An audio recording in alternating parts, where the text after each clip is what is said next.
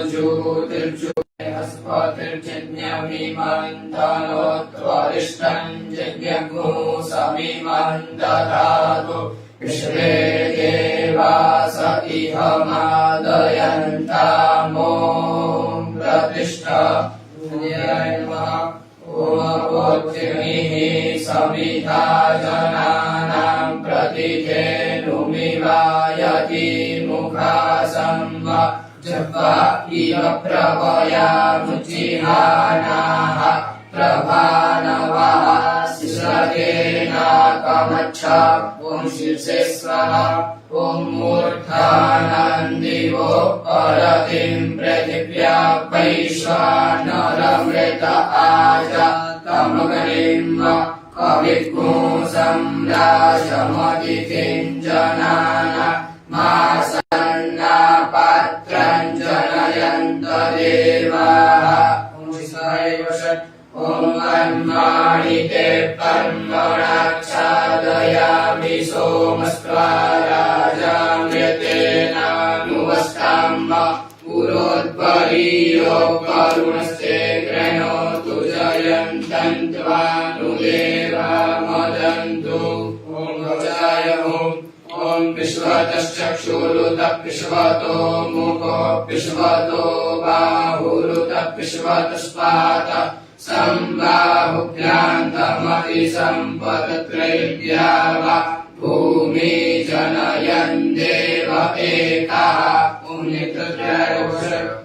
मानस्तो वेतनये मान आयुहिमानो गोकुमानो अश्वे कुरीरिका नानो पीरान्धुद्रभामिनो परीरेहविघ्मन्तः सदमित्वा हवामहे ॐ अस्त्राय फट् ॐ ध्याये नित्यं महेशं रजतगिरिनिभं चारुचन्द्रावतंसं रत्नाकल्पोज्ज्वलाङ्गं परशुमृगवरा भीतिहस्तं प्रसन्नं पद्मासीनं समन्तास्तुतममर्गणैः व्याघ्रवृत्तिं वसानं विश्वाद्यं विश्ववन्द्यं निखिलभयहरं पञ्चवक्त्रं त्रिनेत्रम् हरिः ॐ पृथिव्यात्मकं गन्धं परिकल्पयामि नमः ॐ आकाशात्मकं पुष्पं परिकल्पयामि नमः यं वायव्यात्मकं धूपं परिकल्पयामि नमः यं मन्यात्मकं दीपं परिकल्पयामि नमः ॐ मूर्धात्मकं मृतनैवेद्यं परिकल्पयामि नमः संसर्गात्मकं सर्वोपचारान् राजोपचारान् परिकल्पयामि नमः नमस्कारान् नमस्करोमि हरिः ॐ भूर्भुवः स्वः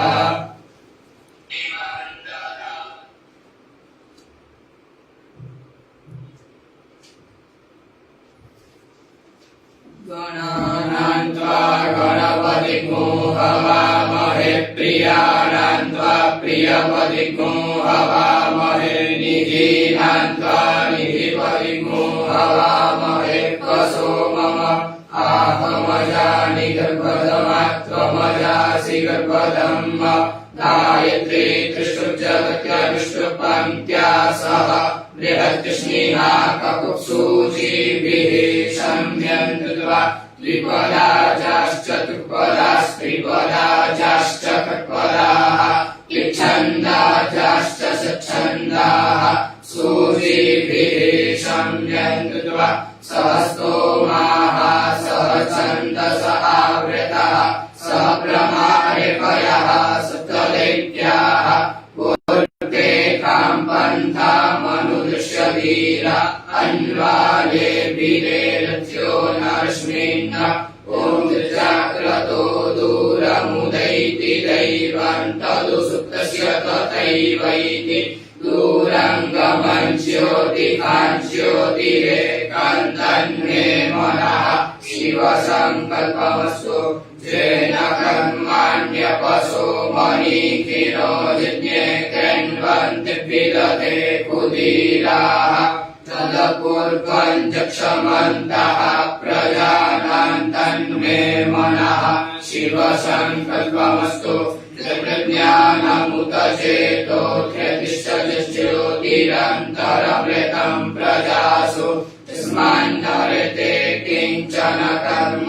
क्रियते तन्मे मनः शिवसङ्कल्पमस्तु येनेदं भूतं भुवनं परिगृहीतममृतेन सत्तं येन जिज्ञास्यते सप्तभूता तन्मे मनः शिवसङ्कल्पमस्तु तस्मिन्द्रियः सामजोग्मुखी तस्मिन् प्रतिष्ठिता रतनाभाविवाराः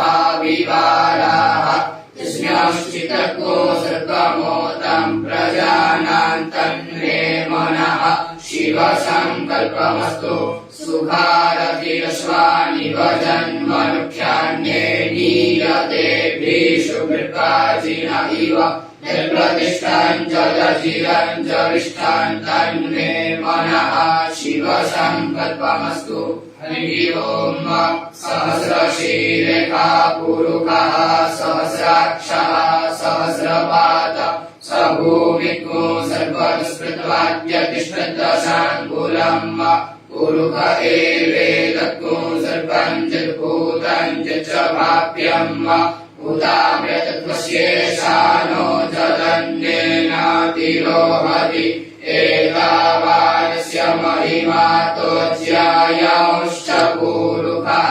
पादोऽस्य विश्वा भूतानि त्रिपादस्यामृतं दिवि त्रिपादोर्ध्व उदैः पुरुषः पादोऽस्येहा भवत्पुनः ततोऽपि ह्वङ्ग्यक्रामत्सासनानशने अपि ततोऽपि विराडजायत विराजो अधिपुरुषः स जातो अत्यच्युत पश्चात् भूमिमतो पुरः तस्मात् यज्ञात् सर्वभूतः सम्प्रेतं त्रिपदाज्यम् वसुष्टांश्च त्रेपायव्यानारण्याग्राम्याश्च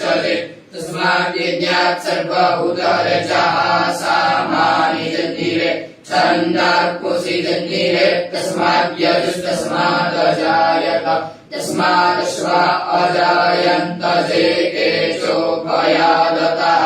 गावो अजन्निरे तस्माच्चाता अजावयः तञ्जज्ञं बर्हिः प्रोक्षन् कुरु पञ्चातमग्रतः तेन देवा अयजन्त साध्यारेकैश्चजे यत्पुरुषं व्यदधुः पतिताभ्यकल्पयन्त मुखं किमस्यासीत् किं बाहु किमूरूपादा उच्येते ब्राह्मणस्य मुखमासीत् बाहुराजन्यः कृतः ऊरुतरस्य वैश्यः पद्व्याकुशूद्रो अजायत चन्द्रमा मनसो जातश्चक्षुः सूर्यो अजायत श्रोत्राद्वायुश्च प्राणश्च मुखादग्निरजायत नाभ्या आसीदन्तरिक्षकोशेषोद्यौः समवर्तत तद्भ्यां भूमिर्दिशः श्रोत्रात् तथा लोका अकल्पयन् तद्गुरुकेण हविका देवाजन्यमतन्वत वसन्तोऽस्यासीदाज्यं ग्रीक्मविद्मः शरद्धविः सप्तास्यासन् परिधयस्त्रिः सप्तसमिधाः कृताः देवादित्यन्तन्वान अवदन् पुरुषं पशुम् दिव्येन दिव्यमयजन्त देवास्तानि धर्माणि प्रथमान्यासन् तेन नाकं महिमानः सचन्त चित्रपूर्ते साध्याः सन्ति देवाः दिव्यः सम्प्रेतः पृथिव्यैरसाच्च विश्वकर्मणः समवर्तताग्रे तस्य कष्टाभ्यदद्रूपमेति तन्मध्यस्य देवत्वमाजानमग्रे वेदाहमेतं पुरुषं महान्तमादित्यवर्णन्तमसः परस्तात् तमेव विदित्वा मृत्युमेति नान्यः पन्था विद्यते यनाय प्रजापतिश्चरति यज्ञे अन्तर्जायमानो बहुधापि जायते तस्य योनिं परिपश्यन्ति धीरास्तस्मिन् हतश्च भुवनानि विश्वा जो देवेभ्य आतपति जो देवानां पुरोहितः पूर्वो जो देवेभ्यो जातो नमो रुचाय ब्रह्मये रुचं ब्रह्मन् जनयन्तो देवा अग्रे तद्ब्रुवन् स्वैवं ब्रह्मणो विद्यात् तस्य देव असन्वशे श्रीश्च ते लक्ष्मीश्च पत्न्या अहोरात्रे पार्श्वे नक्षत्राणि रूपमश्विनौ व्यात्तम् इष्णन्निकाणामुम्म इकान सर्वलोकम् इकान हरिः ओम् आशुभो शिशानो प्रकभो न भीमो घना घन अक्षो कणश्चरकणीनाम् सङ्क्रन्दनो निमिक एकवीरः शतकोशेन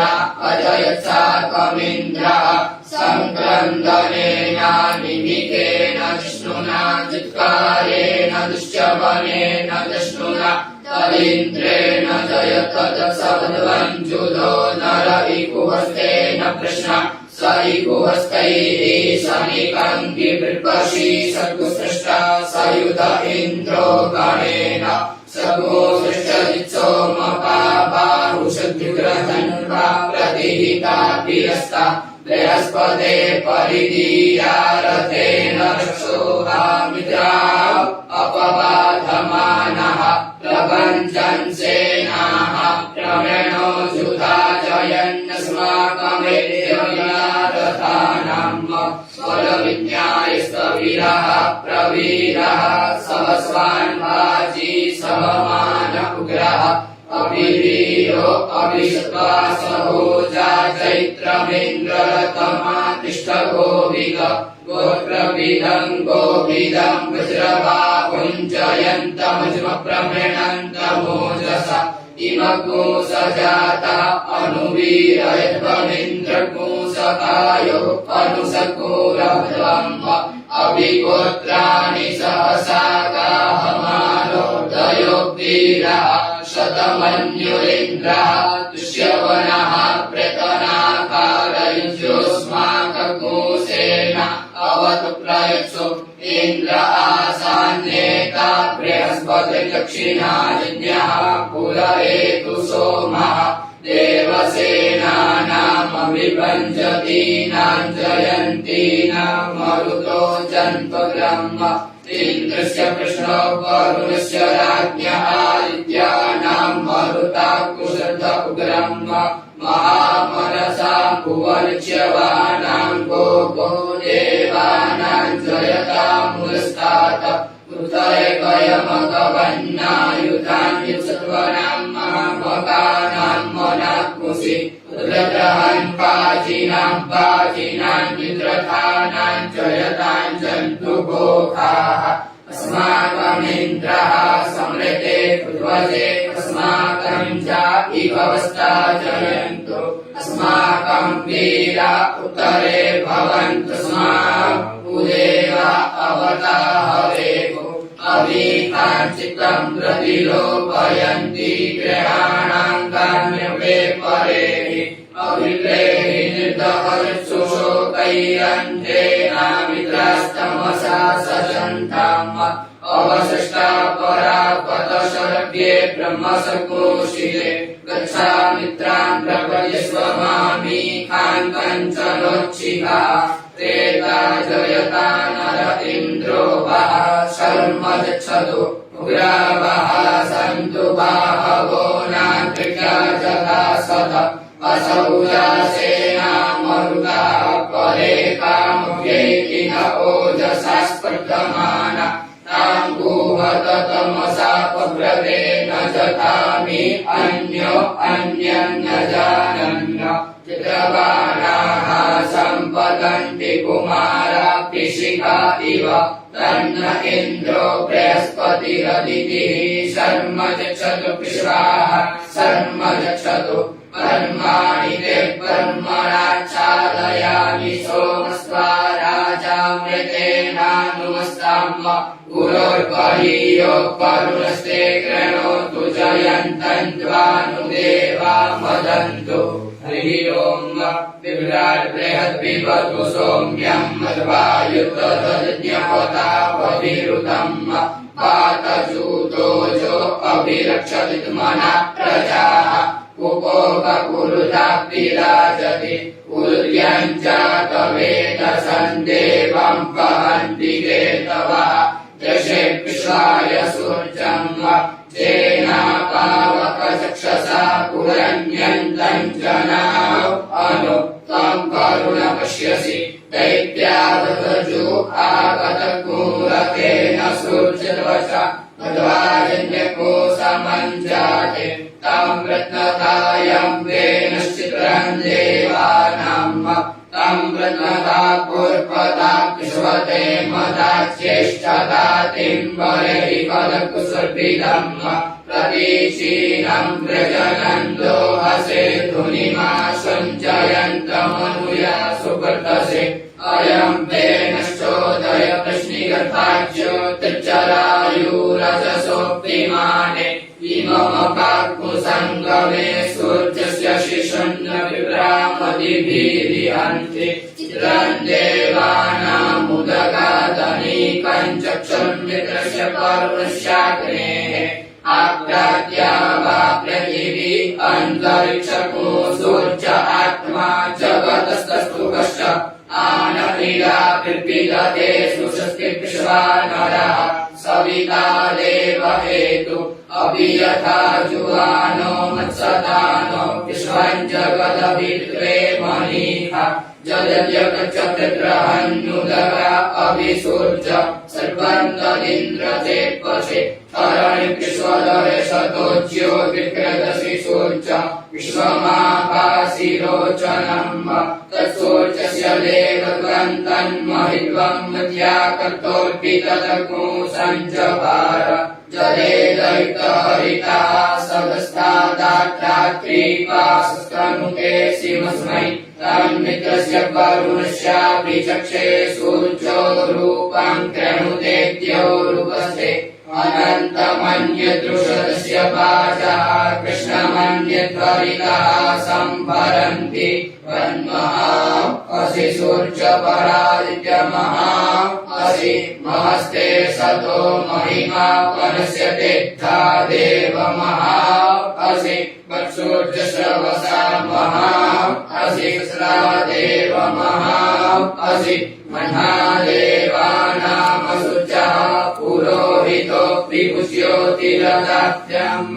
श्रायन्त इव सूर्यम् विश्वेदिन्द्रस्य पक्षतः वसूनि जाते जनमान ओजसा प्रतिभागन्नदीधिम या देवा उदिता सूर्यस्य निरकुम्भसः दिव्यता निरवध्यात तन्नो मित्रो वरुणो मामहन्तामदितिः सिन्धुः पृथिवी उदद्यौः आकृष्णेन रजसा वर्तमानो निवेशयन्नमृतम् मर्त्यम् च हिरण्ययेन सविता रतेन देवो जातिभुवनानि पश्यन् ॐ भुः ॐ भुवः ॐ स्वः हरिः ओम् नमस्ते रुद्रमन्यवपुतो दधिकवे नमः बाहुभ्यामुदते नमः जाते रुद्रशिवा तनूरघोरा पापकाशिनी तयानस्तन्वा शन्तमया गिरिशन्तापि चाकशीः जामिकुम् गिरिशन्तहस्ते विभजस्तवे शिवाङ्गिरित्रताम् कुरु माहिकोऽसीः कुरु पञ्चपदा शिवेन वचसा त्वा गिरिसाक्षात्पदामसि तथा नः सर्वविजगदयष्मको सुमना असत तद्यवो जलधिवक्ता प्रथमो दैव्योऽभिगत मह्यश्च सर्वाञ्जम् वयम् सर्वाश्च जातु धान्योदराचीः परासुव असौ यस्ताम्रो अरुण उत बभ्रुः सुमङ्गलः जे जैनकूर्द्रा अभितो दिक्षुश्रिताः सहस्रशो वैखाग्मुवेद ईमहे असौ जो वसत्पतिः नीलग्रीवोऽपि लोहितः उदैनं गोपा अदृशन्नुदहार्चः सदृष्टो मृडयातिनः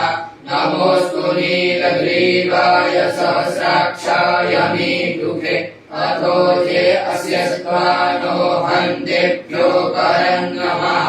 प्रमुञ्च धन्वनस्त्वमुभयोराज्ञोच्यम्ब चाश्च ते हस्त इकवः पराता भगवो पप इष्यन्तनुः कपटिनो विशल्यो बाणवाहुग अनेशन्नस्य जातिभव आपुरस्य निकङ्कते जाते हेतिर्वीक्षमस्ते बभूवते धनुः तर्यास्मान् विश्वतस्त्वमयिष्मया परिभुज परिते धन्वनो हेतिरस्मान् प्रेणुत विश्वतः अथो च इकुदिष्टवारे अस्मान्निगेहितम्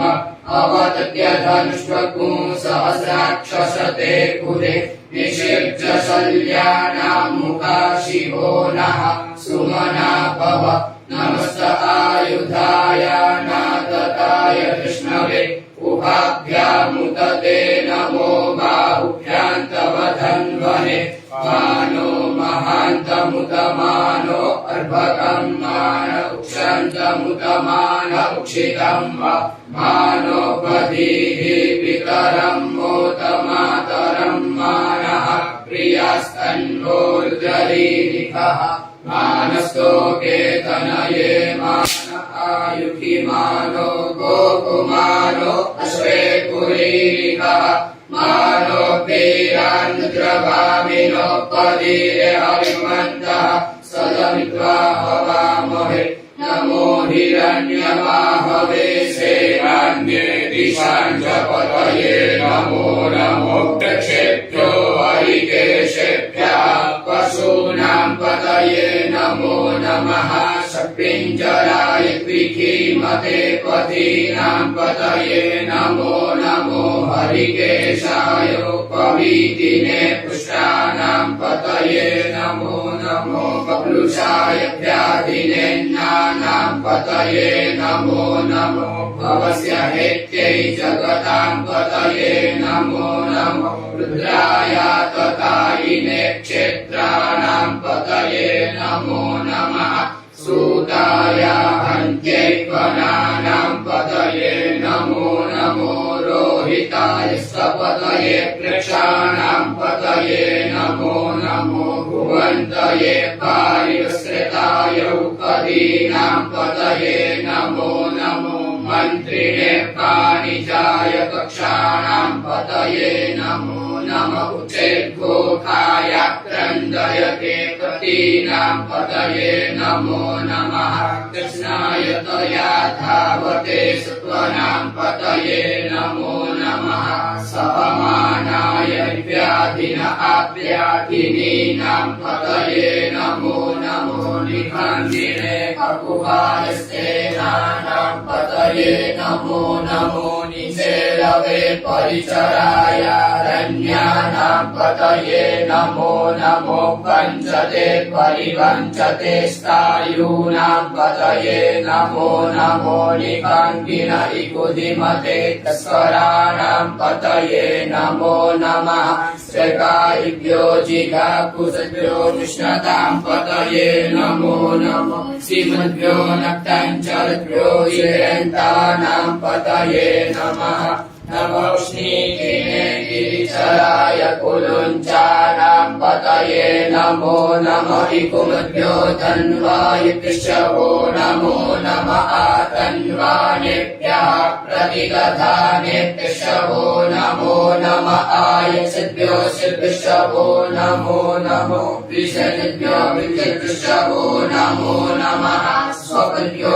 जागृद्विशवो नमो नमः शयानेभ्यः आसीनेभ्यः शवो नमो नमस्तिष्ठभ्यो धातृभ्यो नमो नमः सभाभ्यः सभापतिभ्यः शवो नमो नमः नमो श्रेभ्यो स्वपतिकृष्णभो नमो नम आप्यातिनेभ्यो विविद्यन्ति कृष्णभो नमो नम उगणाकृष्णगुंवदेभ्यो नमो नमो गणेभ्यो गणपतिकृष्णभो नमो नमो भ्रातेभ्यो भ्रातपतिकृष्णभो नमो नमो ग्रसेभ्यो ग्रसपतिकृष्णभो नमो नमो विरूपेभ्यो विश्वरूपेभ्यो नमो नमः सेनाभ्यः सेनानिभ्यो नमो नमो रविभ्यो अरतेभ्यो नमो नमः क्षत्रिभ्यः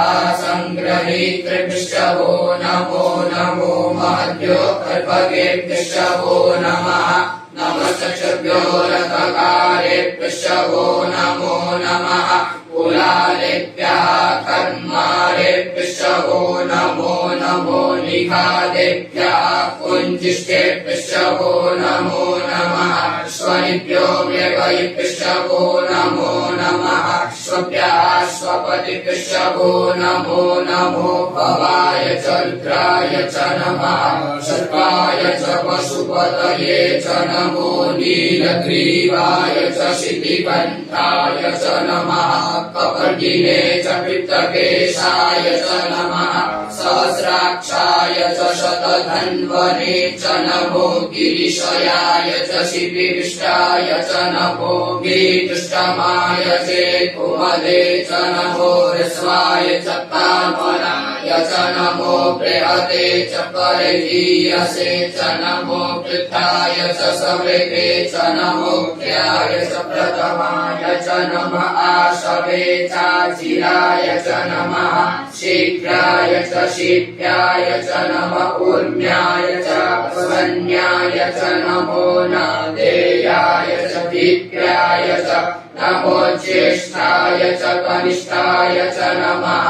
ऊर्ध्वजाय च परजाय च नमो मध्यमाय च पगल्पाय च नमो जघन्याय च बुद्ध्याय च नमः सोभ्याय च प्रतिसज्जाय च नमो जाम्याय च क्षेम्याय च नमः श्लोक्याय च वसान्याय च नमः उर्वजाय च कल्याय च नमो कन्याय च कक्ष्याय च नमः श्रवाय च प्रतिश्रवाय च नमः शुकेनाय च शूरताय च नमः शूराय च वभेदिने च नमो बिल्मिने च कवचिने च नमो कर्मिणे च करुदिने च नमः शूराय च श्रुतसेनाय च नमो धन्दुभ्याय च अनन्याय च नमो दृशवे च प्रमेशाय च नमो निकङ्किने चेकुधिमते च नमस्तीष्णे कवे च युधिने च नमः सायुधाय च सुधन्वने च नमः सुध्याय च पथ्याय च नमः काट्याय च नित्याय च नमः कुल्याय च सरस्याय च नमो नादेयाय च पैशन्ताय च नमः गोप्याय च प्रज्ञाय च नमो तीर्थ्याय च तृप्याय च नमो मेध्याय च विद्युत्याय च नमो प्रज्ञाय च प्रज्ञाय च नमो पाठ्याय च रेख्याय च नमो काष्ठव्याय च स्तुपाय च नमः सोमाय च रुद्राय च नमस्ताम्राय च अरुणाय च नमः शङ्कवे च पशुपतये च नमः उग्राय च भीमाय च नमो ग्रेवताय च दूरेवताय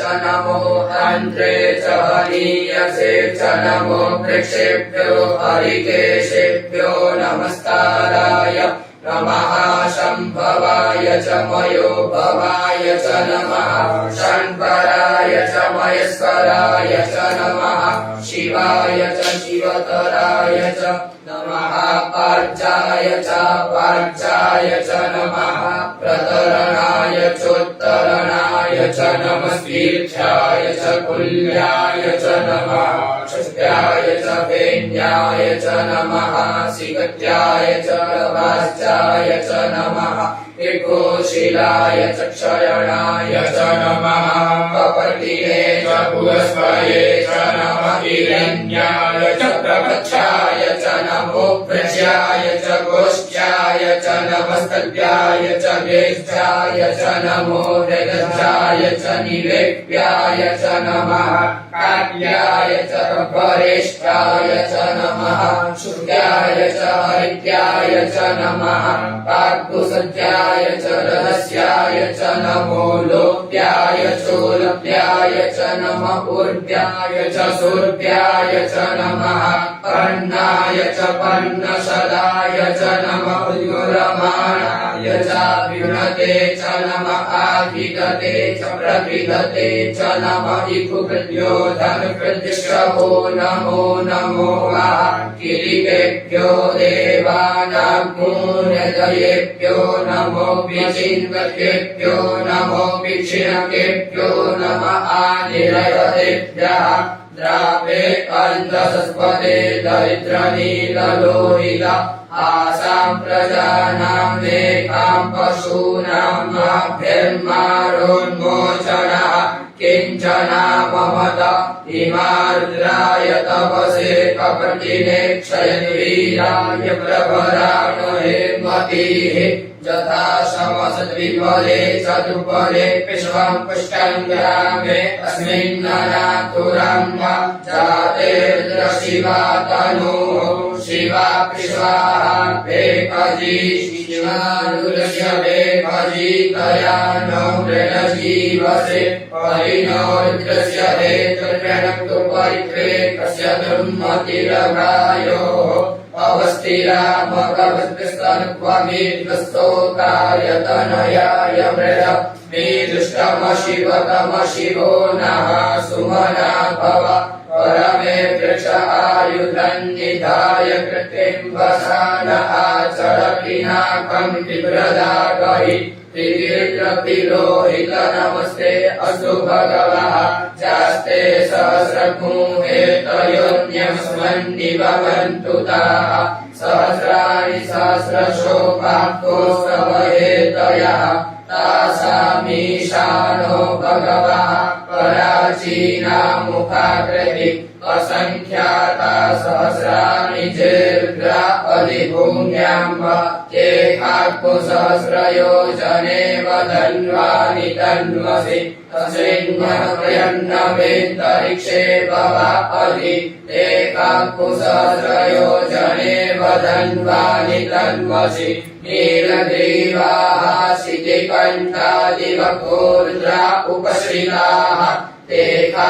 सहस्रयोजने वधन्वानि तन्वसि नीलग्रीवाः शितिकण्ठाः सर्पा अधः क्षमाचराः ते सहस्रयोजने वधन्वानि तन्वसि जयवृषे कुशपिञ्जरा नीलग्रीवाप्तिलोहिताः ते सहस्रयोजने वधन्वानि तन्वसि जय भूतानामधिपतयो कृषिकासः कपर्दिनः ते सहस्रयोजने वधन्वानि तन्वसि जय पदाम्बतिरक्षय ऐलवृदा आयुर्युधः ते सहस्रयोजने वधन्वानि तन्वसि जे तीर्थानि प्रचरन्ति शकास्तानि कङ्गिनः ते सहस्रयोजने वधन्वानि तन्वसि जन्ये कुपि विद्यन्ति पात्रे कुपि मतो जनान्न ते सहस्रयोजने वधन्वानि तन्वसि यदेतावन्तश्च भूया कुशश्च दिशोर्द्रापितस्थिरे ते सहस्रयोजने वधन्वानि तन्वसि नमोऽस्तुभ्यो जे दिवि जेखां परे कपिकवः तेभ्यो दश प्राचीर्दश दक्षिणा दश प्रतीचीर्दशोदीचीर्दशोर्ध्वाः तेभ्यो नमो अस्तु ते नो बन्धु ते नो मृडयन्तु ते चन्द्रिको ज्येष्ठनोत्येष्टितमे काञ्चन् ते नमः नमोऽस्तु रुद्रेभ्यो चेन्तरिक्षे चेकान्तातैकवः तेभ्यो 10 प्राचीर्दश दक्षिणा 10 प्रतीचीर्दशोदीचीर्दशोर्ध्वाः तेभ्यो नमो अस्तु ते नो बन्तु ते नो मृडयन्तु ते चन्द्रिमो दुष्टनो द्वेष्टितमेघाञ्जम्भे दद्मः नमोऽस्तु रुद्रेभ्यो जे पृथिव्याञ्चे कामन्नमिकवः तेभ्यो 10 प्राचीर्दश दक्षिणा 10 प्रतीचीर्दशोदीचीर्दशोर्ध्वाः तेभ्यो नमो अस्तु ते नो बन्तु ते नो मृडयन्तु ते चन्द्रिमो दुष्टनो द्वेष्टितमेघाञ्जम्भे दद्मः ॐ भुवः ॐ स्वः हरि ओम भयभू सोमक्रते कवमहस्तनु विप्रतः प्रजावन्तः सचेमहि एकते रुद्रभागः सहस्रस्राम्बिकया कञ्जुकस्वस्वाहैकते रुद्रभाग आगुस्ते पशुः अवरुद्रमदीवश्च वदेवन्द्रियम्बकम् यथा नो पश्य संस्करत्यथा न श्रेयसंस्करत्यथा नो व्यवसाययात भेखजमसि भेखजं गवेश्वाय पुरुखाय भेखजं सुखं मेघाय मेख्यत्र्यम्बकं जजामहे सुगन्धिं पुष्टिवर्धनम् प्रभारुकमिव बन्धनान् मृत्योर्मुक्षीयमामृतात् त्र्यम्बकं जजामहे सुगन्धिं पतिवेदनम् प्रभारुकमिव बन्धनादितो मुक्षीयमामुतः एतत्ते रुद्रावसन्तेन परो मुजवतोति अवदत धन्वापि नागावसः पिवासः परिकुसन्ना शिवोति त्र्यायुखं च मदग्नेः कश्यपस्य त्र्यायुखम् दद्देवे त्र्यायुखं धन्नो अस्तु त्र्यायुखम् शिवो नामासिस्वदितिस्ते पिता नमस्ते अस्तु मामायिकोऽसि निवर्तयाम्यायुखेन्नाद्याय प्रजननाय रायस्कोपाय सुप्रजास्त्वाय सुवीर्याय हरिः ओम् उग्रश्च भीमश्च ध्वान्तश्च धूनिश्च सा सर्वांशाभियुगा च विक्षिपः स्वाहा अग्निर्गो हृदयेन शनिर्गो हृदयाग्रेण पशुपतिं कृष्ण हृदयेन भवञ्चक्र सर्वं मतस्नाभ्यामीशानं मन्युना महादेवमन्तः पर्यशप्येनोग्रं देवं परिष्ठुना वसिष्ठमनुः शृङ्गीरिकोश्याभ्याम् उग्रल्लोहितेन विद्रकोऽसौ कृत्येन रुद्रं दौर्भक्येनेन्द्रं प्रक्रीडेन मरुतो बलेन साध्यान् प्रमुद तवस्य पञ्चगोरुद्रस्यान्तः पार्श्व्यं महादेवस्य च बृहस्पतस्य कनिष्ठो पशुपतेः पुरीतः लोमभ्यः स्वाहा लोमभ्यः स्वाहा त्वचे स्वाहा त्वचे स्वाहा लोहिताय स्वाहा लोहिताय स्वाहा मेदोभ्यः स्वाहा मेदोभ्यः स्वाहा माकुसेभ्यः स्वाहा माकुसेभ्यः स्वाहा स्नामभ्यः स्वाहा स्नामभ्यः स्वाहा स्त्रभ्यः स्वाहा स्त्रभ्यः स्वाहा वचभ्यः स्वाहा वचभ्यः स्वाहा वेदसे स्वाहा पायवे स्वाहा आयासाय स्वाहा प्रायासाय स्वाहा संजासाय स्वाहा पियासाय स्वाहोद्यासाय स्वाहा शुचे स्वाहा शोचते स्वाहा शोचमानाय स्वाहा शोकाय स्वाहा तपसे स्वाहा तप्यते स्वाहा तप्यमानाय स्वाहा तप्ताय स्वाहा धर्माय स्वाहा विकृत्यै स्वाहा प्रायश्चित्यै स्वाहा एकजाय स्वाहा जमाय स्वाहा नगाय स्वाहा मृत्यवे स्वाहा ब्रह्मणे स्वाहा ब्रह्महत्यायै स्वाहा विश्वेभ्यो देवेभ्यः स्वाहा द्यावा पृथिवीभ्यः स्वाहा हरि ओम भाजश्च मे प्रसवश्च मे प्रयतिश्च मे प्रसीदश्च मे धीतिश्च मे क्रतुश्च मे स्वरश्च मे श्लोकश्च मे श्रवश्च मे श्रुतिश्च मे ज्योतिश्च मे स्वश्च मे जन्येन कल्पन्ताम् प्राणश्च मे पानश्च मे व्यानश्च मे सुश्च मे चित्तं च महाधीतं च मे वाक् च मे मनश्च मे चक्षुश्च मे श्रोत्रं च मे दशश्च मे बलं च मे जन्येन कल्पन्ताम् ओजश्च मे सहश्च महात्मा च मे तनुश्च मे कर्म च मे कर्म च मे ज्ञानि च मे स्थीनि च मे परोभूमि च मे शरीराणि च आयुश्च मे जरा च मे जन्येन कल्पन्ताम्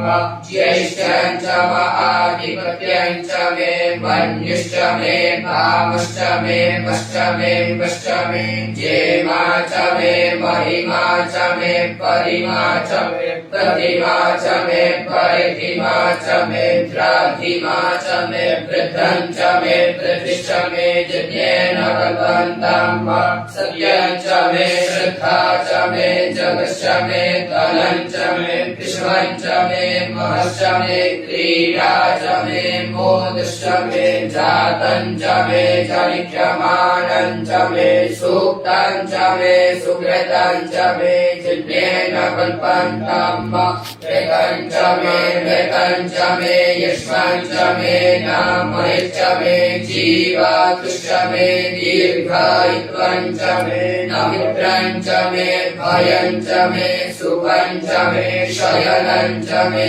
सुखाश्च मे सुधीरं च मे जन्येन कल्पन्ताम् जन्ता च मे धर्ता च मे क्षेमश्च मे धृतिश्च मे विश्वं च मे महश्च मे संवित् च मे ज्ञात्रं च मे सुश्च मे प्रसूश्च मे क्षीरं च मे लयश्च मे जन्येन कल्पन्ताम् क्षं च मे मयश्च मे प्रियं च मे नुकामश्च मे कामश्च मे सौमनश्च मे भगश्च मे द्रविणं च मे भद्रं च मे श्रेयश्च मे पसीयश्च मे जशश्च मे जन्येन कल्पन्ताम् ऊर्ज मे सुधृता च मे पुरुष मे रसश्च मे घृतं च मे मधु च मे समिश्च मे सपीतिश्च मे कृतिश्च मे वृष्टिश्च मे चैत्रं च मौर्विद्यं च मे जन्येन कल्पन्ताम्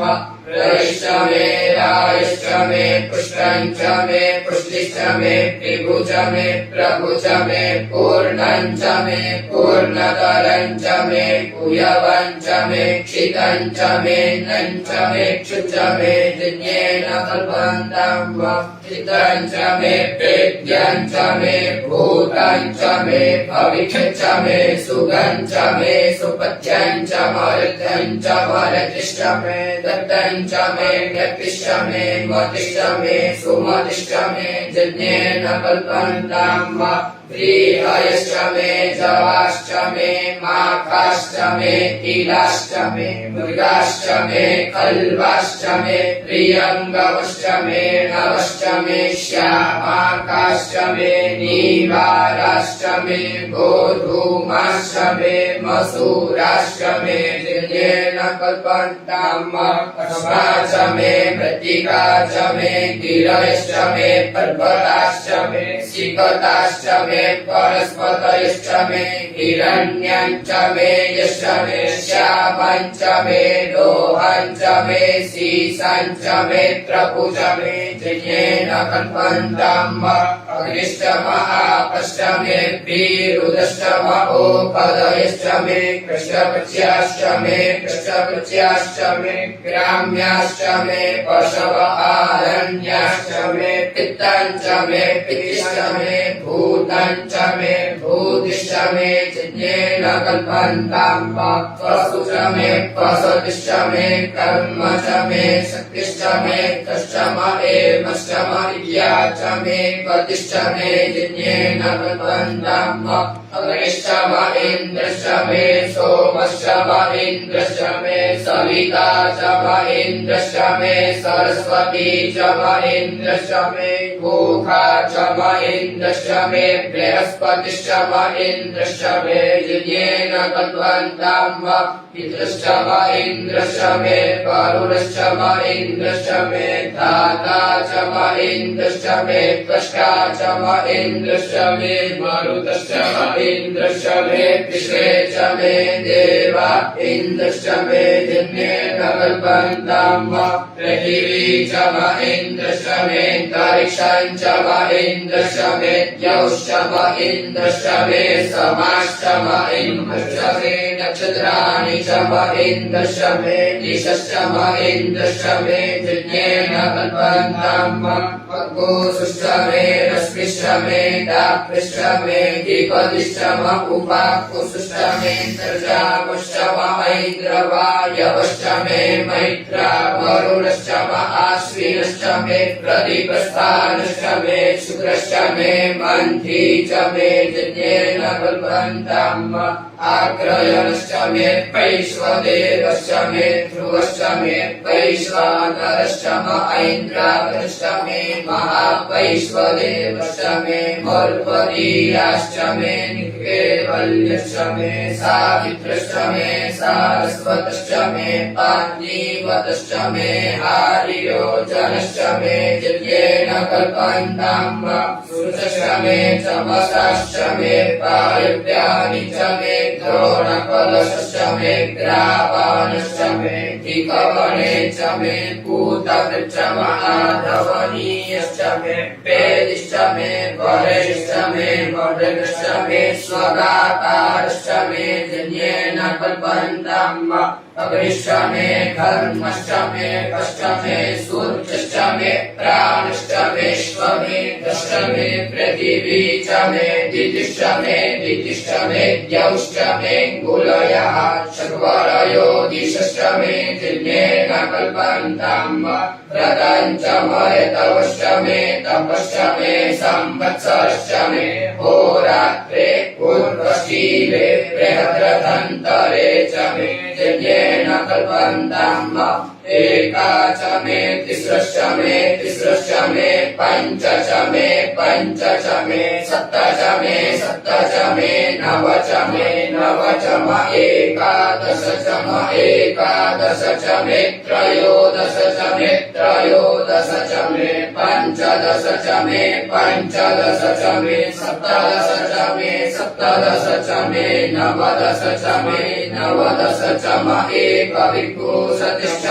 एकविंशतिश्च मे त्रयोविंशतिश्च मे पञ्चविंशतिश्च मे सप्तविंशतिश्च मे नवविंशतिश्च मे एकत्रिंशच्च मे त्रयस्त्रिंशच्च मे जिज्ञेन कल्पन्तम् चतुर्दश मे षोडश च मे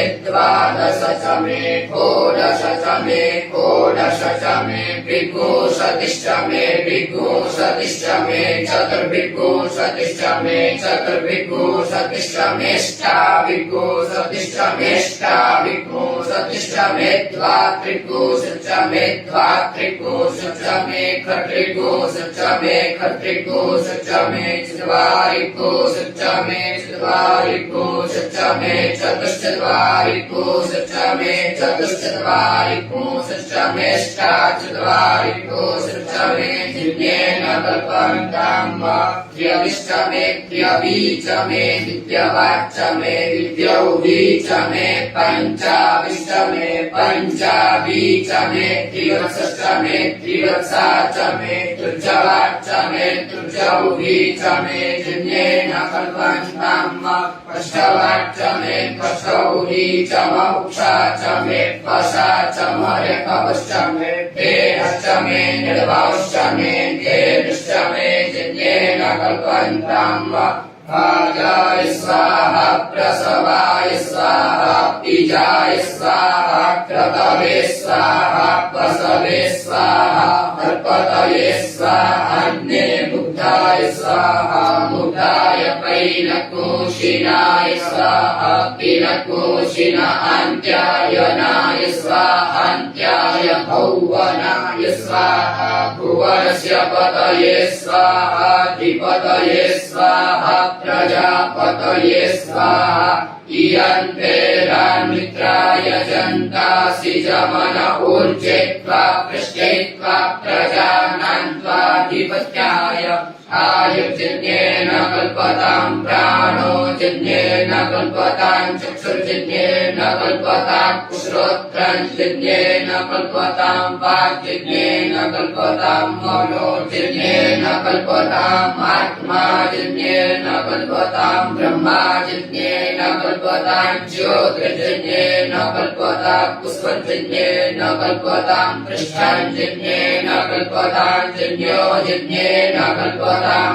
स्तोमश्च चतुश्च ऋक्च सामश्च बृहच्च रतन्तरञ्च सदेवा अगन्मामृता अभूम प्रजापतेः प्रजा अभूमवे स्वाहा हरि ओम्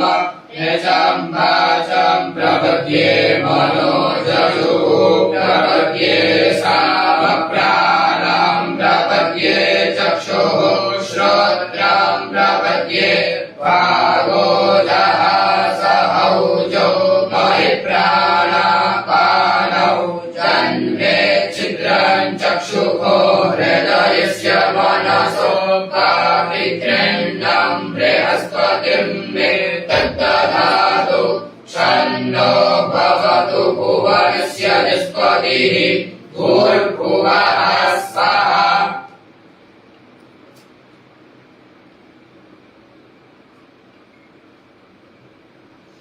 कयानश्चित्र आभुवदूहि सदा वृतः सखा कया सतिष्ठया वृता तस्त्वा सद्यो मदानामग्गो विष्ठो वत्सदन्तसः दृढाचिदारुजेर्पशु अभिगुणः सखीनामविता चरित्रेणाम् शतं भवास्युतिभिः कया त्वन्नपूत्या विप्रमन्दसे प्रकन्न कया स्तोत्रेभ्यः वर इन्द्रो विश्वस्य राजति शन्नो अस्मद्विपदे शञ्चतुःपदे शन्नो मित्रः संवरुणः शन्नो भवत्वर्चमा शन्न इन्द्रो बृहस्पतिः शन्नो विष्णुरुक्रमः शन्नो पातः पवतात्तु शन्नस्तपतु सूर्यः शन्नः करिप्रददेवः पर्जन्यो अभिवरेखतु अहानिशं भवन्तु नः षड्गोरात्रिः प्रतिगीयताम् शन्न इन्द्राग्नि भवतामवोभिः शन्न इन्द्रावरुणारातव्य शन्न इन्द्रापूकणाकादशातौ शमिन्द्रा सोमा सुविताय संजोः शन्नो देवीरविष्टय आपो भवन्तु पीतये संजोरविस्रवन्तु नः स्यो न पृथिविनो भवान्यक्षराणि वेशनि यच्छानः शर्म सप्रताः आपो हिष्ठामयो भुवस्तान ऊर्जिर्दधातन महेरणाय चक्षसे जो वः शिवतमोरसस्तस्य भाजयते हनः उषधीरिव मातरः तस्मात् अरङ्गमामरोजस्य क्षयाय जिन्वत आपो जनयथा जनः द्यौः शान्तिरन्तरिक्षगो शान्तिः पृथिवी शान्तिरापः शान्तिरोकदयः शान्तिः वनस्पतयः शान्तिर्विश्वे देवाः शान्तिर्ब्रह्म शान्तिः सर्वतो शान्तिः शान्तिरेव शान्तिः सामा शान्तिरेधि धृते दृग्गोहमामित्रस्य चक्षुषा सर्वाणि भूतानि समीक्षन्ताम्ब मित्रस्याहं चक्षुषा सर्वाणि भूतानि समीक्षे मित्रस्य चक्षुषा समीक्षामहे त्रिते त्रिगोहमाच्योक्ते सन्दृशिजिभ्या संज्योक्ते सन्दृशिजिभ्या सम्म नमस्ते हरसे शोचिके नमस्ते अस्त्वचिके अन्यास्ते अस्मत्तपन्तु हेतयः पावको अस्मभ्यगो शिवो भव नमस्ते अस्तु विद्युते नमस्ते स्तनयित्नवे नमस्ते भगवन्नस्तु जतः स्वः समीहसे जतो यतः समीहसे ततो नो अभयं कुरु शन्नः कुरु प्रजाभ्यो भयं नः पशुभ्यः सुमित्रियाण आपओषधयः सन्तु दुर्मित्रियास्तस्मै सन्तु जोऽस्मान् वेष्टिलं च पयन्ति पुनः तच्चक्षुर्देवहितां पुरस्तात् शुक्रामुच्चरत पश्येम शरदः शतं जीवेम शरदः शतको शृणुयाम शरदः शतं प्रब्रवाम शरदः शतमदीनाः स्याम शरदः शतं भूयश्च शरदः शतात हरिः ओम् स्वस्ति न इन्द्रो वृद्धश्रवाः स्वस्ति नः पूषा विश्ववेदाः स्वस्ति नस्तार्क्ष्यो अरिष्टनेमिः स्वस्ति नो बृहस्पतिर्दधातु ॐ पयः पृथिव्यां पय ओषधीकुपयो दिव्यान्तरिक्षे पयोधाः पयस्पतिः प्रदिशः सन्तु मुष्टम् ॐ विष्णोरराटमसि कृष्णोः ष्टप्रेष्ठो विष्णोः स्यूरसि विष्णोर्ध्रुवोऽसि वैष्णवमसि विष्णवे त्वा अवनिर्देवता पातो देवता सूर्यो देवता चन्द्रमा देवता पसवो देवता रुद्रा देवता विद्या देवता मरुतो देवता विश्वे देवा देवता बृहस्पतिर्देवतेन्द्रो देवता वरुणो देवता ॐ सद्यो जातं प्रपद्यामि सद्यो जाताय वै नमो नमः